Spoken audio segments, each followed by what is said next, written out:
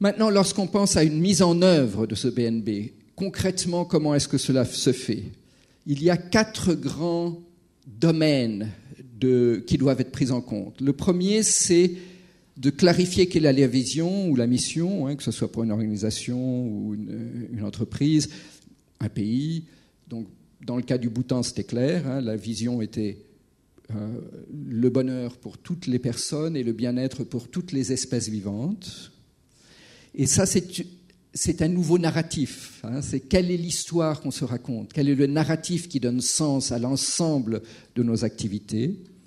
Et une fois que l'on clarifie par et c'est vraiment un processus consultatif de co-construction, quel est le narratif qui nous unit, comment peut-on rediriger l'attention individuelle et collective de manière à favoriser une transformation intérieure. Parce que, j'avais oublié de le montrer, ce qui se rajoute à la dimension de l'index, c'est la notion de compétence au bonheur.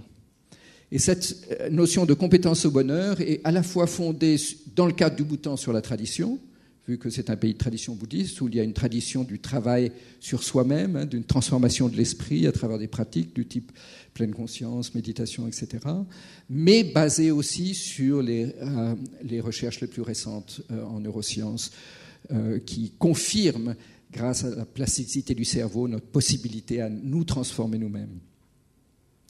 Donc, rediriger l'attention individuelle et collective, favoriser une transformation intérieure, et ça c'est beaucoup le domaine de l'éducation, donc nous avons beaucoup travaillé avec des écoles, aussi des universités, etc., pour de nouveau aussi là dire mais finalement quel est l'objectif d'une formation ou d'un cursus de formation, n'est-ce pas ? Et est-ce qu'on peut mettre justement ce type de compétences au moins en équilibre avec les compétences traditionnelles qui sont de l'ordre des compétences intellectuelles ou académiques ?